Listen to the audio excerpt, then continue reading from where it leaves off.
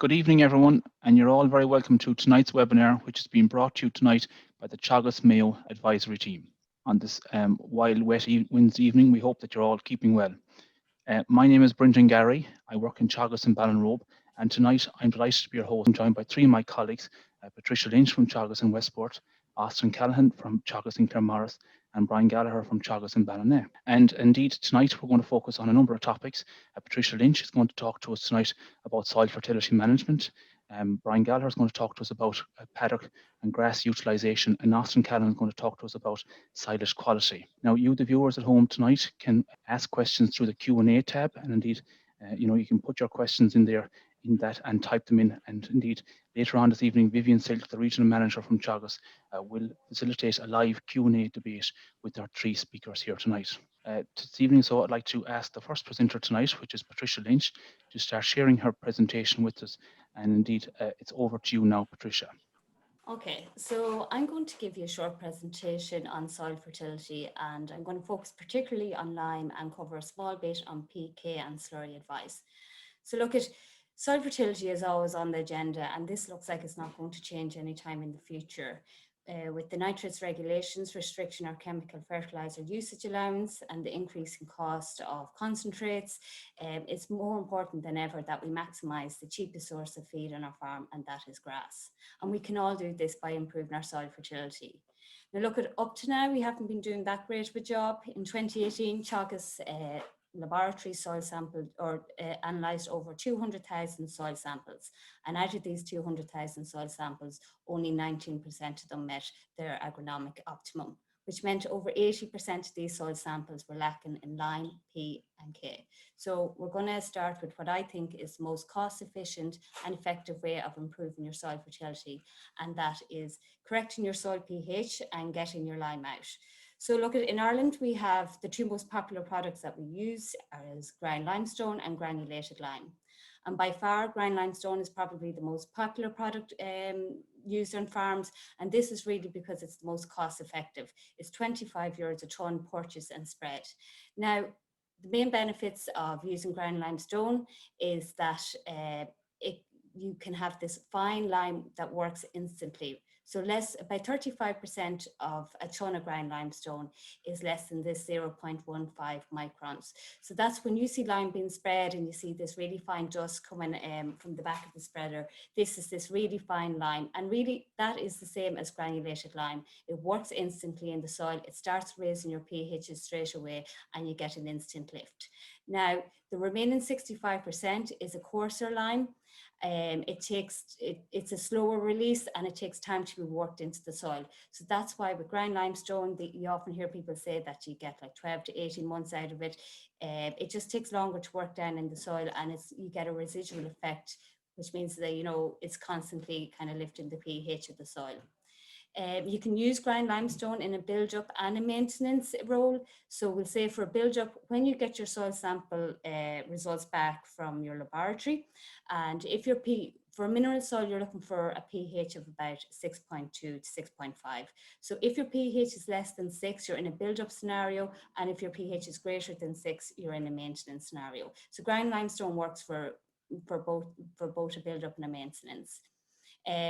Granulated lime, on the other hand, it's not as popular, and this is really due to the cost factor. It comes in at around about €160 a tonne. But look, it's 100% of granulated lime. It's this very fast reactive. It's all less than 150 microns. So, but the only issue with it is once it goes out and you get this hit straight away, that's it. There's no residual effect for it, and really, it should only really be used in a maintenance role. But sometimes with terrain or a slope or with heavy machinery, it's not always possible. Granulated lime can slot in there. So as I mentioned, you can get your soil samples done with Teagasc. It costs around €25, and from that you'll get your lime requirement and your P and K requirement. So it can be an additional cost to do the whole farm up front. So what we would say is spread your costs. Do 20% of the farm annually, perhaps soil sample 20%, and then put out the lime on that 20% of the farm. Start with your silage fields, and maybe the fields that you get the most grazings from. As I mentioned already, for mineral soil, you're looking at about 6.3, but it's good to note that for peat soil, you're only looking for a pH of about 5.5. So when you're doing your liming program with your advisors, there's a few things you need to take into consideration. If there's areas of high molybdenum on the farm, you should take note of that. Ideally, in those areas, you wouldn't want to go any higher than a pH of 6, because this, if you raise the pH too fast on molybdenum soils, you can end up with a copper deficiency. Another popular question that we will be asked all the time when it comes to spreading lime is there an issue, with spreading fertilizer and spreading lime? Well, one of the types of nitrogen that is found in urea and slurry, it doesn't really mix well with lime, and liming and this type of ammonia, when they mix together, it accelerates the loss of nitrogen. So what you need to remember here is, if you're going to go with urea and slurry, that you lime last, okay? So lime goes after urea and slurry first and lime last. So, but if it happens that you end up liming first, you have to give it 3 to 6 months before you go out with the lime. If you're using products like CAN or 10-10-20 or 18-6-12 or anything like that, it's no issue with liming. But just when it comes to urea and slurry, you must give it 3 to 6 months if you lime first. But if you lime last, 10 days and you can work away. As another question that we're often asked is, when is the best time to lime? Well, really, the answer to this question is when weather and ground conditions allow. You could be waiting for that perfect opportunity, and you might just miss your window. Things might turn on you in autumn, ground conditions could come wet, and you just mightn't get out. So really, we would say the best time to get out with lime is when weather allows and when ground conditions allow.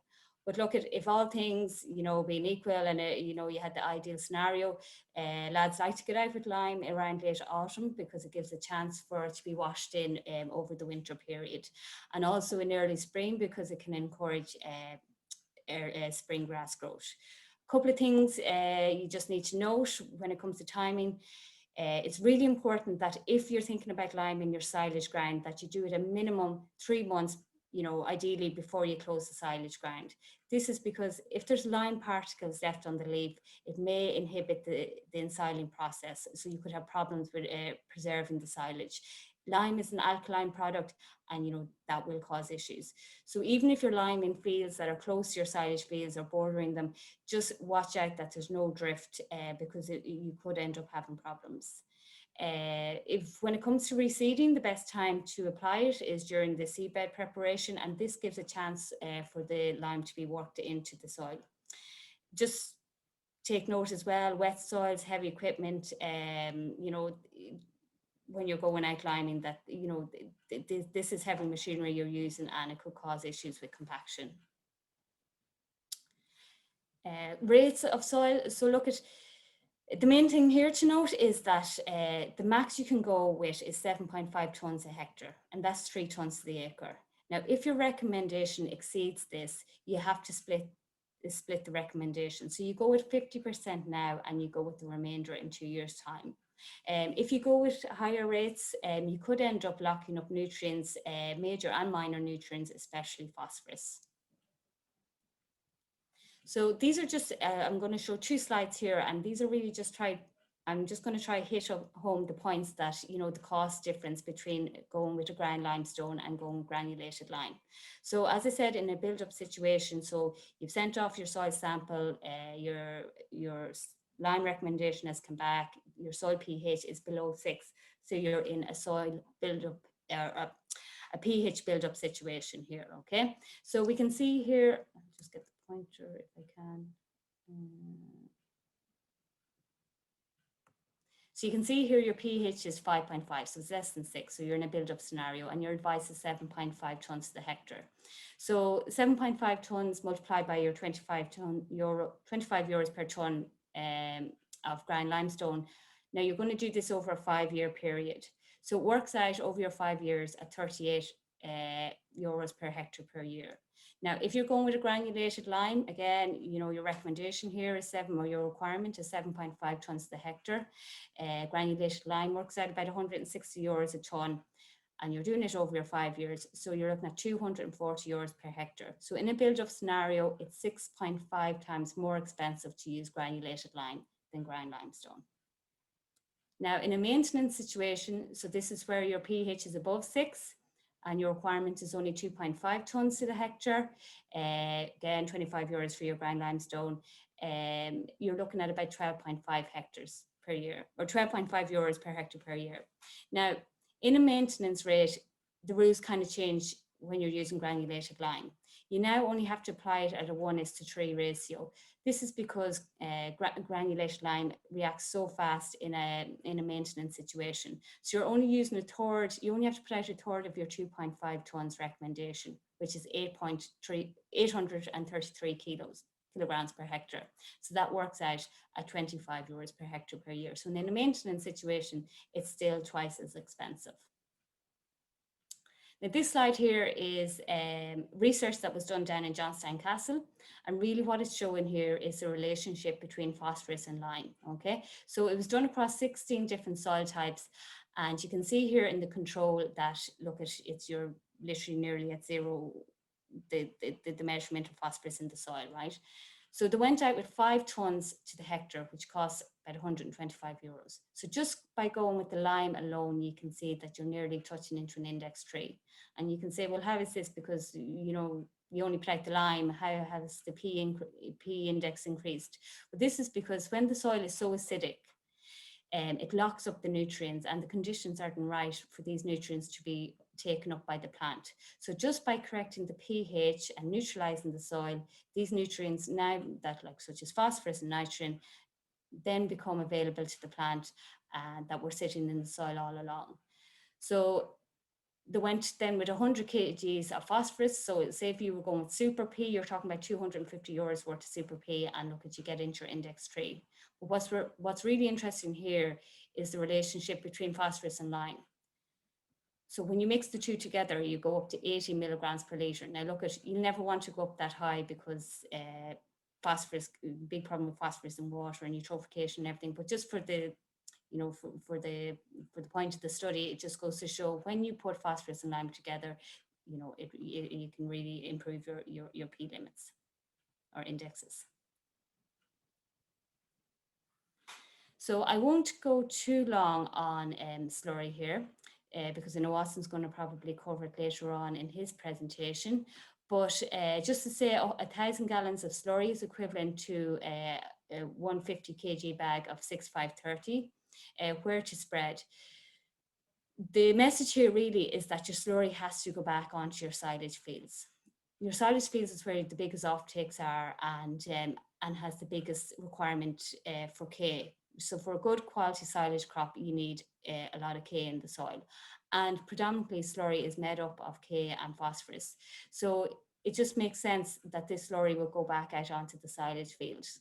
Now, if you have your silage field requirements met, you could go back and check your soil samples and check to see where you're low in P and K, and you could go with there, but with the rest of your slurry there. But what we would see usually from soil samples coming in is that fields around the yard usually have the highest P and K indexes, and this is because, you know, that's the handiest place to put the slurry. But a lot of the time when we get soil samples in from silage fields, you know, the phosphorus and potassium is very low.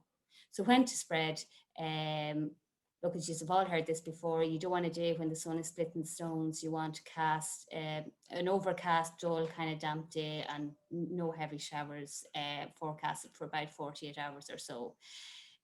Trailing through a brand spreader will also increase the nitrogen value, so you get more bang for your buck there rather than going with the splash plate. And ideally, if you go in spring, you'll get more nitrogen released, or you'll get more nitrogen out of your slurry than you will if you hold on to it and spread in the summer. So phosphorus, look at, you could spend all day talking about phosphorus, but you can see here just with the soil indexes, I hope you are all familiar with it, but you know, index 1, if you go out with P, you're going to definitely get a good response. Index 2, you'll get a good lift from your phosphorus that you put out. Index 3, you're probably looking at a maintenance rate, and index 4, the soil is already saturated. So it's a waste of money putting out anything more in an index 4 soil. So really what you do there is you stop putting out any compounds and you soil sample again in 2 or 3 years. So it's actually quite hard to move phosphorus up and down an index. It can take a few years to increase it or decrease it. Lighter soils tend to move faster because they have a lower organic matter and there's less clay. With potassium, it usually changes quicker than P, and it's at the same as I said with index 1, 2, and 4. So phosphorus, it's just good to note that you're limited with your spreading dates. You're not allowed to spread phosphorus between the 15th of September and the 15th of January. Spread little and often throughout the year, and ideally in spring, but you should try and spread phosphorus to match the growing season. And that is particularly true when you're dealing with peat soils. Peat soils cannot hold on to phosphorus. So, unless you're putting it out during the growing season or when the grass is growing, your phosphorus is going to be lost. Potassium, which is K, you can spread 12 months of the year. There's no restrictions on time or deadlines or anything like that. Avoid spreading more than 30 kgs in a single application in spring, because you could end up with problems with grass technique. So the 30 kgs usually works out about 2 bags of 18-6-12. And again, you can apply it, in early autumn if it's safer to do so. So look, that's my presentation. I'll be happy to take any questions. That's great. Now, Trish, I'll just get you just to stop sharing your screen there, please. And thank you very much for that brilliant presentation there. You've given us a lot to think about. You, the viewers at home, can ask questions there to Patricia through the Q&A tab. And I can see there's lots of farmers logged on tonight. And indeed, look at keep putting those questions in, because the questions are coming in. So, and just at this stage now, I'm going to ask Brian Gallagher, my colleague from Teagasc and Ballina there, to start sharing his presentation. And Brian's going to talk to us about setting up a paddock system, and indeed to start using grass and maximising the grass usage on the farm. And indeed, look at the theme of this evening's event is to maximise the margins from grass. So Brian's presentation there really, and Patricia's and Austin's really is going to, certainly sum it all up for us. So over to you now, Brian. Thank you, Brendan. Welcome everyone. So Brendan says, I'm just going to start going through the basics of setting up a paddock system on your farm. Okay. Sorry, let's get it. So what I'm going to go through is the basics. So the advantages of having a paddock system on your farm. How do we come up with a paddock size suitable for our farm? Some of the basics then to look out for in terms of layout, water on your farm, roads, and then fencing and typical costs. Okay, so what are the advantages? So it gives us more control over our grazing management. So even in wet ground conditions, we can adjust our infrastructure to let us get out to graze, increase grass growth per hectare and grass utilization. So the average grass grown on a dry stock farm is around 4.5 tons of dry matter per hectare per year. So by having a grazing infrastructure in place, we can grow up to 20% more grass on our farms. So this equates to about a ton of extra grass that we can grow of dry matter. And each ton of grown and utilised is worth about €105 a hectare. So we can get a good return on our investment. So by also having infrastructure in place, we can improve soil quality, and this in turn increases the daily live weight gain we can achieve on our livestock. Infrastructure also allows us to take high quality silage from surplus grass. This can then be fed back to Waylands to ensure that they're meeting their targets of their half a kilo a day to 0.6, or it can be fed to cattle after calving, or in a sheep farm situation, it can be fed to ewes coming up to lambing. With this increase in grass growth extra on the farm, we can look at increasing stock rate if that suits the particular farm. We can do a more targeted fertilizer program to our farm. So whether it was silage taken off, you might need to put out more P's and K's to replace what was taken off. If, as Patricia outlined, if you had peaty soils, you might have to adjust your fertilizer applications to that part of the farm. It also provides an option then for grazing rotations in the spring. So grass in spring, particularly in a sheep flock, is worth more to us than in the back end. So if we close up early ground in autumn, we can use that in the spring and reduce our feed bills. So it costs to feed a 100 euro flock in spring on grass, it costs about €25 a day. So if to do the equivalent on meal, it costs you about €85. So you can see there's a big savings there. It also allows creep grazing of calves and lambs later in the season, so they get to pick up the grass, and then you can use your ewes on your cattle then to clean out afterwards. This also helps with weaning. Calves and the lambs are not as attached to their mothers. So what do we need to take into consideration when we're looking at paddock size? So you decide how long do you want them in your in the field for. So there's a couple of different options there. As you can see, you can have a half-day paddock. This has some advantages. So it's good grass utilization. It protects our regrowths and grows more grass. So when we're talking about protecting our regrowths, so after about 2 to 3 days after grass is grown, or grazed, sorry, it starts to regrow. And if the stock is left there, they'll eat them regrowths. And that'll affect how long it's going to take because the grass put all its energy into that regrowth. Making grazing more manageable in wet weather because the stock is on the field for a shorter period of time, the less opportunity to poach the field. And it's easy to identify surpluses and defects. But it has some disadvantages too. It's more labor intensive. There's a risk of allocating too little area to the cattle, so they're being underfed. So then this will have effects on your suckler cows and your heifers, especially around breeding time if they're not being fed enough. They won't come in heat as soon as you'd like. And also you'd need more water troughs because you have more paddocks. It's only really recommended where you have an operator who has excellent grass budgeting skills and maybe in wet weather. So then your other option then is a 2 to 3 day paddock. This again protects our regrowths. Cattle are more settled because they're not moved as much. We have easier access then for machinery because our paddocks are that bit bigger. There is some disadvantages, so it's more difficult to manage in wet weather as stock is going to be on the field for longer, so they're going to be walking around more and there is greater potential for damage. There's more difficult then to graze out well if you have low numbers, but we can subdivide these paddocks afterwards if we have lower stock numbers.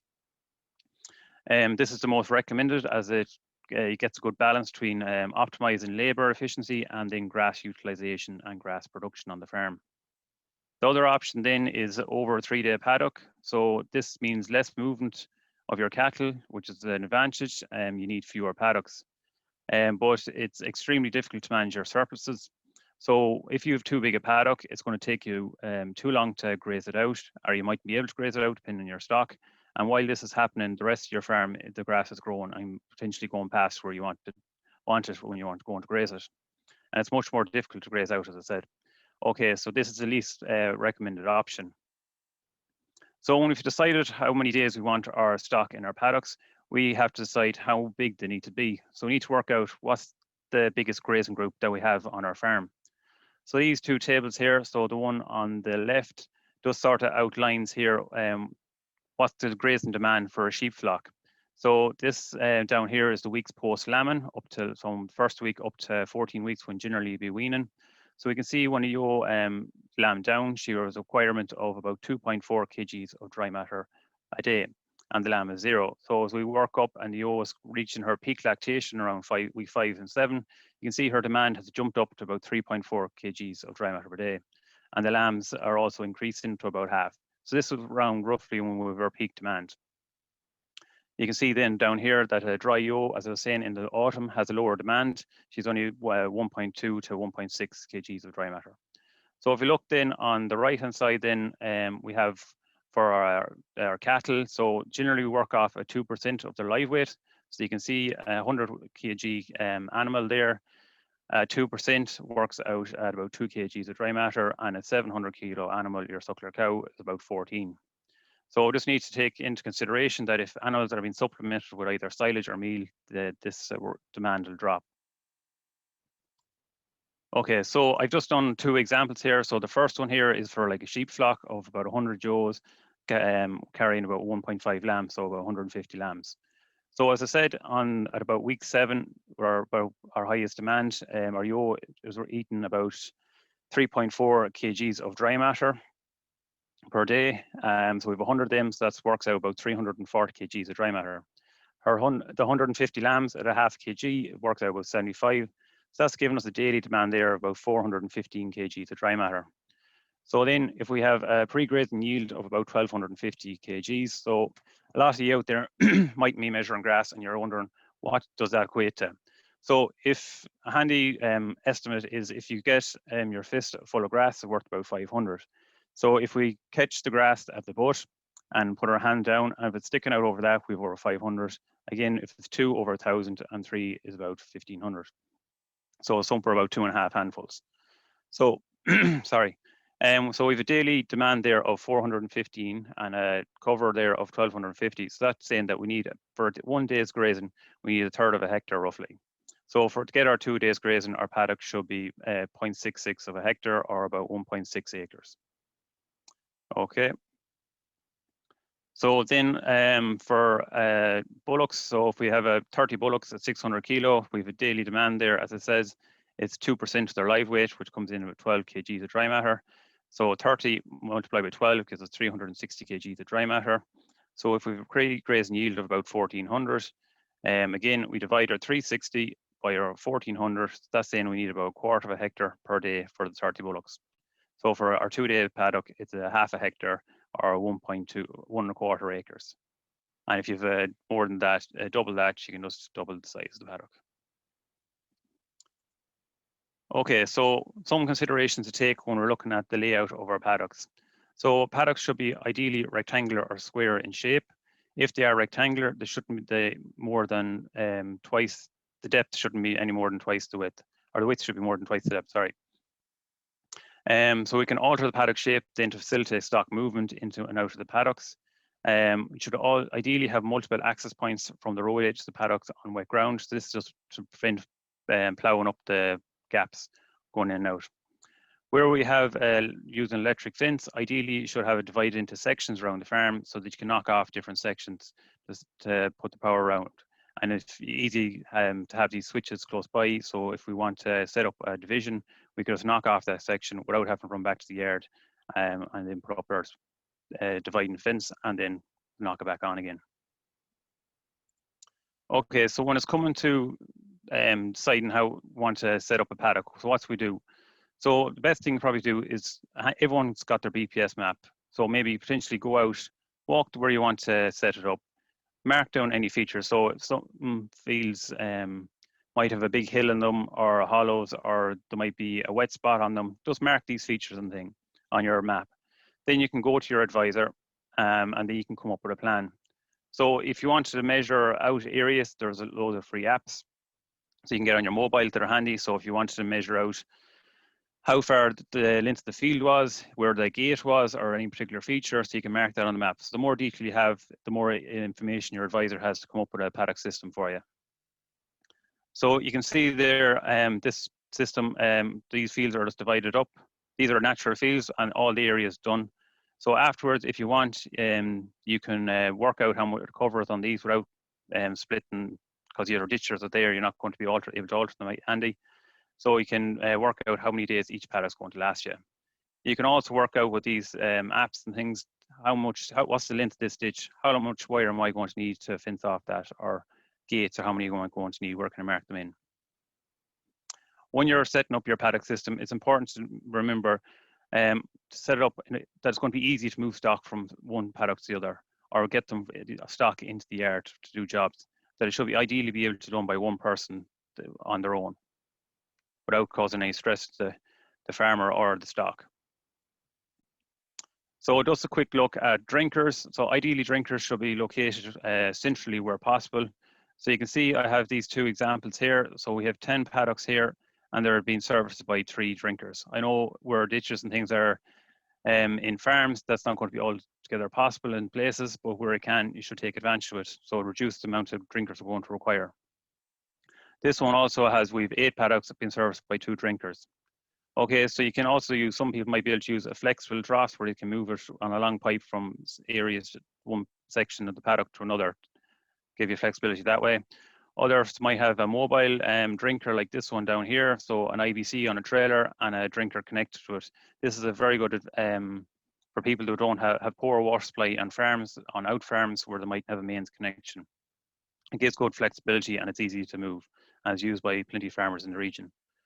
Just need to take account then, so when you're setting up your drinkers, so with farmers in derogation are over 170, there's new rules coming this year, so they can't locate their drinker within 20 meters of a riverbank.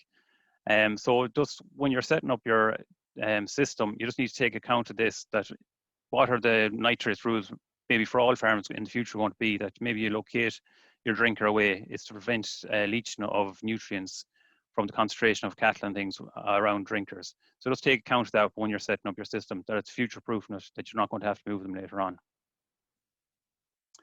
Again, just quick look at roads. So for ease of machinery access, if you're putting in a road, it should ideally be at least 4 meters wide, or is advised. You should locate the roadway on the sunny side of the ditch or hedge of the tree line, so it'll dry out easy, and that's not going to be wet all the time, as this will deteriorate the quality of your road over time. Again, there's new nitrates rules, so they come in from the 1st of January. If you're putting in a new road, the roadway should be fenced off 1.5 meter from a watercourse. So if you're planning to put it down along the drain, you need to keep back 1.5 meters going forward. Roads should be cambered to the field to prevent any runoff of soil water into the watercourses. Where you have an established road, again, where it should be cambered away into the field, away from the drain, and an earthen bank put along the drain to prevent any soil water running off your road into the drain. Okay. So this is the last slide here. It's just when you're putting in your system to think about, like, you can make your fencing of paddocks as expensive as you want or as cheap as you want. So there's a couple of things there. So you can see there's two reels with polywire with your right temporary post can be done for 50 cents a meter. Or even one reel is 40 cents with your pigtails, and you can easily divide an existing field, so it's not that expensive to do. Or you can go the whole hog with your sheep wire, with your 2 double strands of fence, and that costs up to potentially up to €6.50 per meter to get done. So as I said, it can be as flexible, so you don't have to go with the full permanent fencing. You can use temporary fencing, and there's plenty of farms in the region that have set up very good grazing infrastructure just using temporary fencing. And that's all I have there, Brendan. Yeah, thanks very much, Brian, for that. That's a brilliant presentation there. So now we're just going to get you to stop sharing your screen there, Brian. That's brilliant. And indeed, look, thanks very much, Brian, for that. Certainly, look, I think having a paddock system on your farm there is essential, irrespective, I think, of what system you're in. So look, you've given us great information there on that tonight. So now at this stage, I'm going to ask the last speaker tonight, which is Austin Callaghan there. And Austin is based there in the Teagasc office in Claremorris. And Austin, I'll get you there to start sharing your presentation with us. And Austin's going to talk to us tonight about making top quality silage. And I think, look, no matter what system you're in there, making top quality silage there, look, is key there to any system. So over to you now, Austin. Thanks, Brendan. Okay, and so I'll just talk for the next 15 minutes or so on making quality silage, okay, and the advantages of it. Okay, so we're just after hearing Brian talking about grassland and grassland production and adding a ton of grass per hectare, you know, just by putting paddocks in place. And so by doing a proper paddock system and a proper fertilizer plan, you can add a ton or two of dry matter per hectare, and that's very important. And unfortunately, we have to house the cattle for 16 to 22 weeks over the winter period. So again, we need to bring that quality into the pit or the bale over the winter period. So quality grass, quality silage is vital for good animal performance. So we need good animal growth rates. Cattle need to perform throughout the year. Cattle at grass probably need to be, say, thriving cattle at grass need to be grazing around 30 kilograms a month. In the sheds, cattle probably need to be doing around 20 kilograms a month. And what we find in a lot of cases, these cattle, particularly over the winter, aren't doing that. And the reason behind that is the quality of silage is poor in a lot of cases. All right. And don't forget, quality of silage is very important also from a breeding performance viewpoint. Body condition score, if cows are too thin at calving or after calving, their breeding performance subsequently is not going to be good. And you might recall maybe over the last 2 years, we had very good Aprils, and cows have been out to grass early. And you can probably see on those farms where cattle were eating better grass earlier in the year, and breeding performance is automatically improved in that situation. So quality of silage is very important for these two aspects, and it needs to be focused on. So all profit farming systems, and the cattle system, really profits aren't huge, and unless you focus on good grassland management and getting more from your grass, and as I say, you're going to add a ton or two per hectare, and just say, for example, in good grassland management, very simply, and say a ton or two, and I'll get to that in a second, that ton or two of grass per hectare is the same as a ton or two of meal. Now Brian commented that it's giving you a profit of about €102 per hectare extra. But if you were to buy that ton of meal, it'll probably cost you the best part of €300 in Claremorris today. All right, and quality silage, the same thing. It'll improve performance and reduce costs at the same inputs. You're not really spending that much more. All right. So grass is our cheapest source of energy. We need to maximize it in the diet. We need to focus on that, and we need appropriate supplementation with meal. You know, obviously our silage isn't generally good enough quality, so we need to supplement appropriately. What I just see at ground level anyways, some farmers recognize their silage isn't good enough and they supplement accordingly. All right. Now, probably that's generally 2 kilograms of meal for the weanlings and the stores over the winter period. There's other farmers then that don't supplement at all. They'll never supplement, all right? And then there's other farmers who probably overuse meal. For example, I regularly come across farmers who are in a suckler cow situation. They're feeding a ton of meal per cow. Across the cow, that's not the cow's not eating that, but the weanling, whatever, so on. By the time she gets to a yearling, cow weanling, there's a ton of meal used, and the target there in that situation, spring suckler herd, is about 200 kilograms of meal per cow head per annum. So we come across all these situations. There's farmers in each group, and quality silage provides every farmer in each of these groups with some opportunity to improve profitability. All right, and the key thing, what farmers need to remember. Excuse me there now.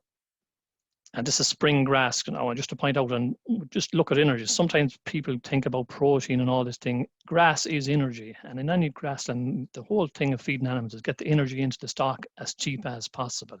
And this is barley here, as you buy your barley or you buy your meal stuff. Generally, your meal stuff, as you buy it, is 86% dry, and it's about 15% water, for example. All right, grass actually is flipped. It's 16% dry. Believe it or not, as you look at grass, it's over 80% water.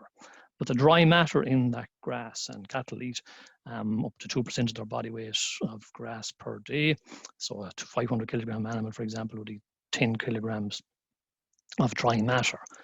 And the dry matter has more or less the same feeding value as barley, and people don't kind of recognize this.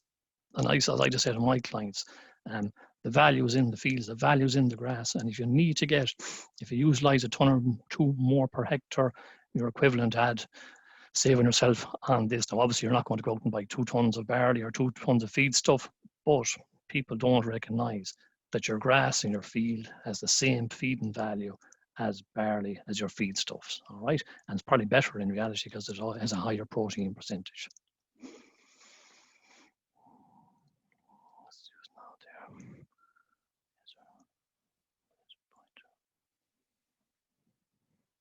So just again, grass and grass and management. And one of the points there, Brian mentioned, the few things I just say about grass, I'm just kind of combining grass and the silage presentation.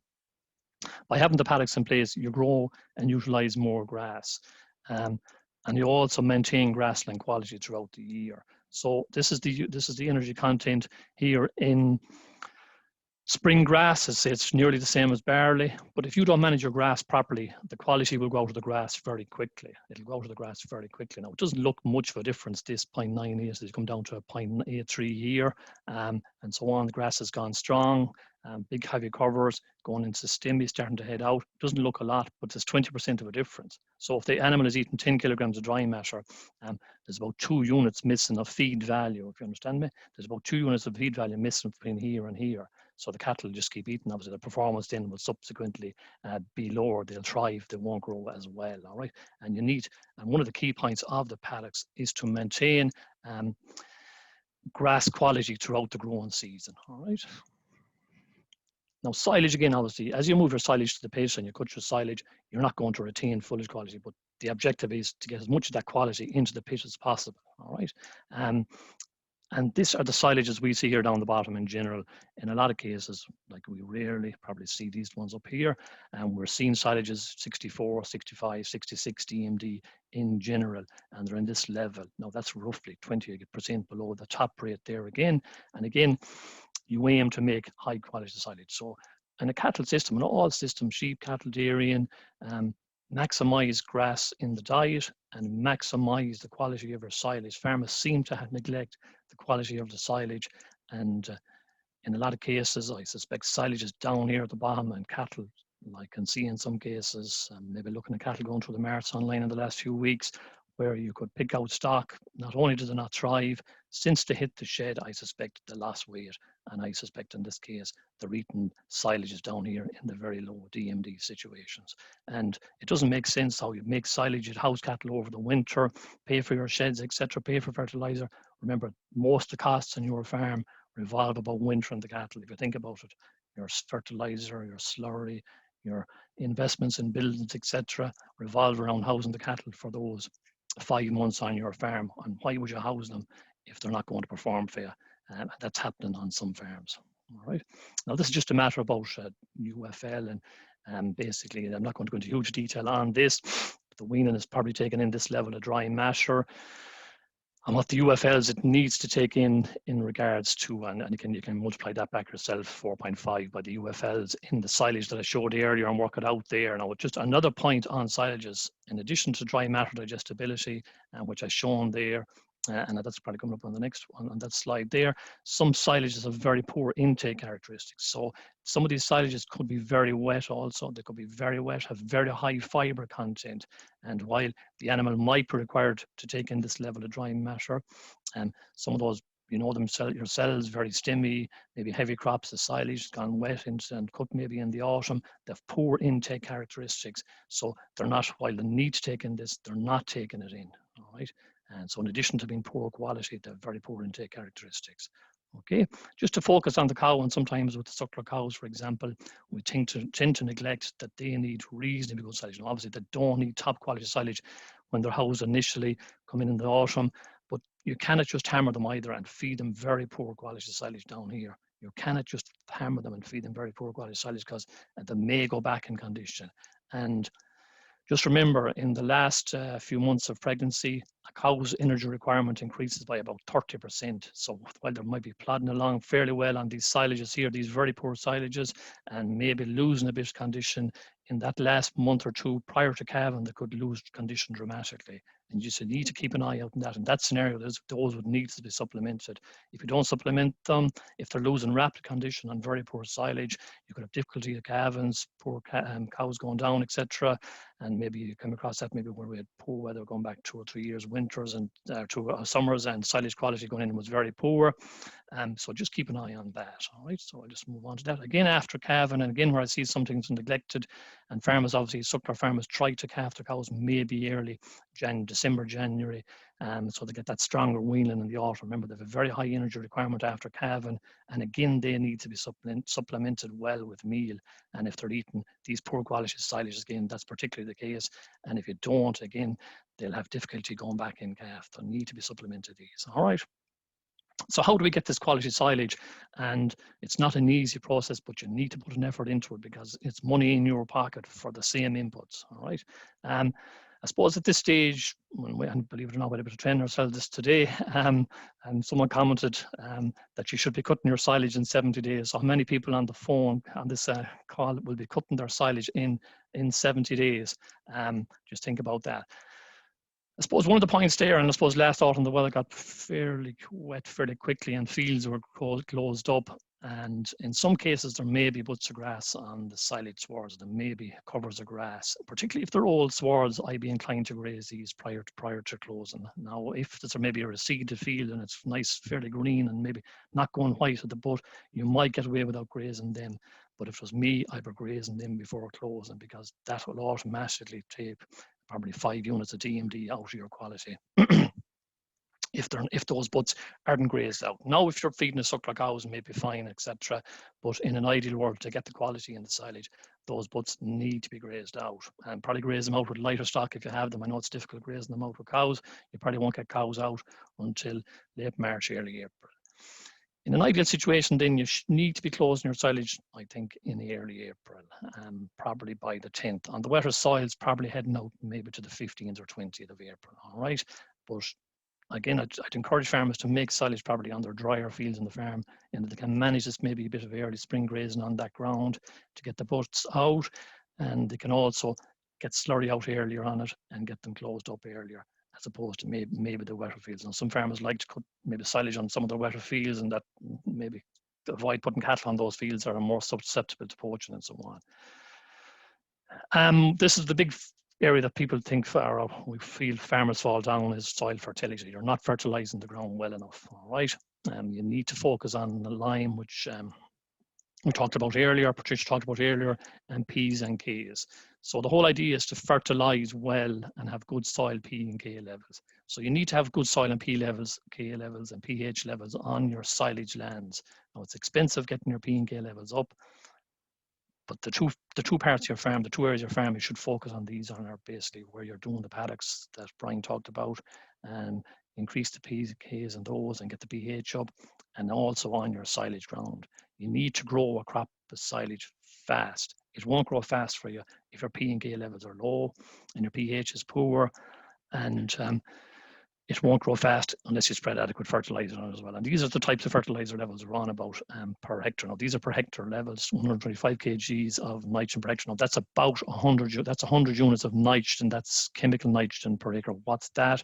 Say, for example, if you spread 3 bags of CAN 27, for example, that's 81 units. Now, an example here, say 3 bags of cut sward per acre will only give you 72 units per acre. 3 24s, cut sward is 24, 2.5, 10.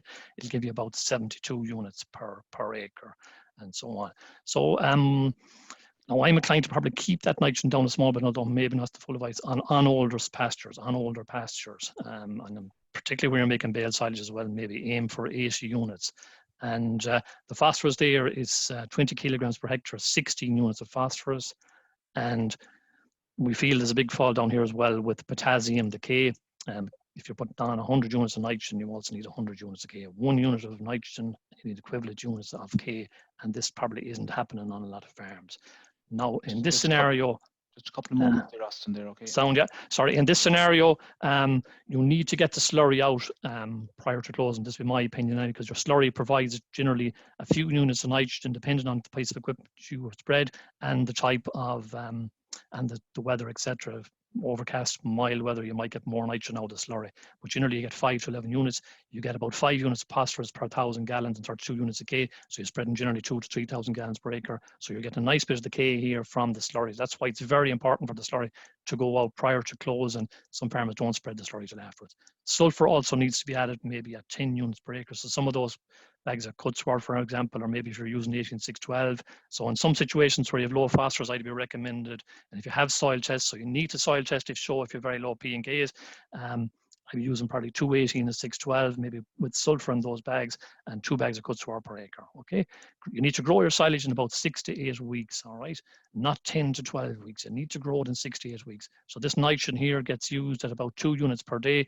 80 units, for example, 80 units of nitrogen should be used in 40 days. So 6 sevens, that's 6 weeks. So now obviously the big drawback there is you may not get full bulk, but if you're skimping on fertilizer and letting it grow longer, you're going to end up with lower quality silage. All right, you're going to end up with a heavier crop or lower quality silage, and that's maybe thinking behind some people.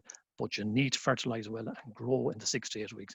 Cut in dry weather. Okay, so ideally on good cattle farms, you need to be probably cutting by about the 20th of May and focus on the weather, etc. Okay, and ideally cut in dry weather conditions, and that's massive in terms of having good dry matters in the silage and not putting in wet silage. Wilt for 24 hours. Don't overwilt. Farmers understand the requirement of wilt, but sometimes the wilting is too dramatic. It's going on for too long, 2 days, 3 days, 24 hours. Cut wilt in, and you should shake it out immediately. If you're going to shake it out at all, or maybe some of those mowers will leave the sward fairly wide. They can might wilt fine in the sward without shake out at all. If they're very heavy, then you soil and seal as quickly as possible, bale up and get the bales in as quickly as possible.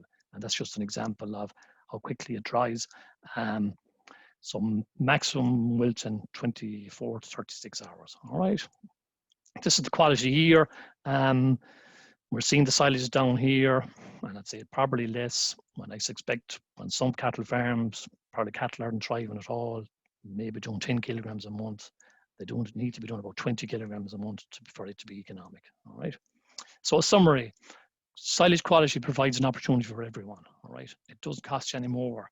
In fact, poor quality silage costs more per unit to produce, all right? Because if you go back to the UFLs and so on, it costs you more to produce poor quality silage. You need to correct soil fertility, have adequate N, P and K in your soils, apply adequate N, P and K fertilizer each year. You need to soil test, okay? So there's limits on these phosphorus. You need to soil test to show that you need this phosphorus in certain cases. You need to carry out silage analysis on an annual basis and soil test every 3 to 4 years.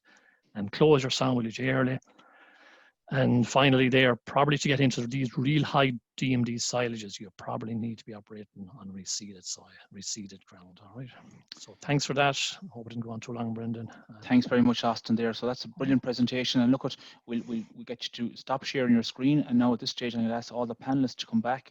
And indeed, I'll hand it over to you now, Vivian, for the questions and answers. And indeed, look, you, the viewers at home, can still ask questions there through the Q&A tab. So if you have any thoughts or questions, put them to the panelists, and Vivian will facilitate this now. Thanks, Vivian. Thanks, Brendan. Good evening, folks. We have about 10 minutes to deal with the questions, and they're coming in fairly fast. So I'll go to Patricia first. There's a couple there from Patricia, seeing as she was first up. Patricia, how reliable are the soil testing kits? Look, I have used them before with discussion groups, but when you send your soil sample, we'll say off to an accredited lab like down in Johnstown Castle, they will measure, they will assess the soil, and all soils react differently to lime, okay? So if you're just going out with one of these standard pH testing kits, really they work on the basis that if you apply 1 ton of lime, it's going to move the pH, we'll say on a heavy soil. Say for instance, you get a pH of 5.7 from this kit and you're in a clay soil scenario, it's going to move it, we'll say 0.2 on the scale. But if you're using like a sandy soil or a light soil, it'll move it 0.4 on the pH scale. So look, they're very generic, basic. It might give you a slight idea, but to get a true understanding, you'd want to send it to an accredited lab where they will assess the soil type and how it reacts with lime. Okay, I think you mentioned your presentation as well, Patricia, that the cost of soil sampling, we're about €30 to take the soil samples ourselves. And if a farmer takes them, there's a slight reduction. So just to clarify. Right. Yeah. I was giving the €25 all the time. It's okay, just in case that caused any confusion. Yeah. Another question for you, Patricia, while you have the microphone. Which variety of lime would you recommend for the more acidic soil types? Well, look, you'd have to look at the ground limestone because it is the cheapest source of lime. You could look at something like magnesium as well, the magnesium limestone or the dolomite lime if it was lacking in magnesium. But really, ground limestone, that's where you're going to get your biggest bang for your buck. You'll have that instant hit from the fast reacting particles, and then you'll have the coarser material that'll, give you the gradual lift as well. So you just can't veer away really from the ground limestone. Okay, a question too for Brian here. Brian, in terms of paddock setup, you covered it in your presentation. Are there grants there at the moment for setting up paddocks? Yeah, so if you have sheep, there is, you can get the TAMS sheep fencing grant. So as long as you have 40 sheep on your sheep census, you can apply for that. That's there till the 16th of April at the moment. This next tranche hasn't yet been announced, but that is there available, yeah. Okay, and in respect of roadway infrastructure, is there potential to be penalised if upgrading existing roadways, or is there scope to adjust from 1.5 metres away from the watercourse? Or just maybe go over that again, Brian, please. Yeah, so I mentioned a bit quick there on the presentation. So if you have an existing road that is already there, you just need to camber the road away from the drain into the field and put an earthen bank there that just, if there is a heavy flow of water, that's not going to flow into the drain. Okay. Another question for you, Patricia, and it's probably quite a good one for a Kevin lady. Can I ask your opinion on pig slurry in terms of nutrients versus cattle slurry? Well, look at your pig slurry. You're probably looking at around 19 units of 19,720. So 19,7 and 20k in comparison to cattle slurry, which is 6530. So yeah, it is a good alternative. Few things you need to watch out for, you know, if you're importing it, that you're not putting yourself over your own nitrates limits. So, you know, just take heed of your 170 kgs. Talk to your advisor. You have to do an export form or an import form, record 3. But the one thing I would say with anybody that uses a lot of pig slurry, often you hear them say, like, it does really kill the biological activity in the soil. It can create a really thick layer on top of the soil and kill off the earthworms, which are really important for like soil structure and getting those nutrients released. So yeah, it's okay, but continuous use, you know, you just have to be careful about your soil biological activity. Okay, and also, Patricia, in relation to the lime, when would it be a good time to spread lime on silage ground if it's not to be cut approximately till mid-May? So March, April, May, you're probably gone too far at this stage. Like, you would want to be going about mid-February. It's just sometimes, you know, you would hear lads coming back in, they had problems inside, or, you know, preserving silage that it didn't preserve right. And, you know, often, you know, they mightn't be sure where the issue came from, but you're probably too late at this stage if you're going cutting it mid-May. I wouldn't be looking to spread it now. You'll have to wait till you've cut the silage and then go with the lime. Okay, that's good. Just one or two more questions that just have to come in there now. Another one for Brian there. In terms of length of time that animals will graze in a paddock, Brian, how do I calculate how long a field of good grass will last my stock? So as I was saying there, you'd measure whatever size your field is, work out what cover you have on it. So say if you have whatever 1200, multiply that by the area in the field, whether it be a hectare or hectare and a half, and then work out your daily demand and divide that in, and that should tell you how long it's going to last you. Okay. That more or less concludes the questions. If any of you have any more questions, to get them in the next minute or two, and we can take them. Otherwise, we'll get back to some questions through the email system that we have going. Everyone that registered tonight has an email address. So if there's any questions we didn't get to answer, we'll get back to those by email in the next probably 2 days, by Friday. So that's one good thing in terms of registration and how that goes. So folks, you've been with us for almost an hour. We've had 123 or 4 participants at its peak. So it's great to see that we're making an impact out there. And I'll hand back to Brendan now just to conclude. Thanks very much, Vivian, there for facilitating that questions and answers. All that's left for me to say, look, is just to thank our 3 presenters here tonight, Patricia, Brian, Austin, for 3 brilliant presentations. We hope certainly that you, the farmers at home tonight, can make improvements there and indeed more money from your farm in 2021 as a result of these webinars. Certainly, look at, again, thanks to the viewers for staying on tonight and indeed engaging with our panelists. And as Vivian said, any question that hasn't been answered tonight, we'll follow up the next day or two with those questions. Certainly tonight's webinar recording there and will be available in the coming days on our Teagasc Mayo YouTube channel, and certainly look at we can get that recording available there for anyone who missed it. Next Wednesday will be St. Patrick's Day, so look at, we won't be on air on Wednesday night next, but certainly we are back again this night fortnight for a special beef breeding webinar. And indeed, look at we will have some guest speakers there, including Professor David Kinney there from Teagasc in Grange, and he's a well-known Teagasc researcher and Mayo native who's going to be talking about synchronization and fixed time AI there in suckler herds. Also on the night, Tommy Cox, their Teagasc advisor there in Ballinrobe, will also be talking there to us about replacement heifer strategies there on farms. And John Lynch there from Dovea Genetics there will be talking to us about certainly the use of AI in suckler herds. So indeed, look at that, promises to be a very interesting webinar there on the 24th of March, kicking off again at 8 p.m. And indeed, look at, certainly there for something there for all suckler farmers across Ireland there to watch out for. Indeed, look at to keep that in your diary. All that's left for me to say, look at, is just say good night to you all. Keep safe, and indeed, as Vivian said there, look at, if you have any queries, contact your local advisor there for any further details or for any questions you may have in relation to any presentation issues from tonight. So look at, from me, Brendan Garry, Teagasc and Ballinrobe, it's good night to us all, and indeed, stay safe, folks. Good night, folks. Thanks. Thank you.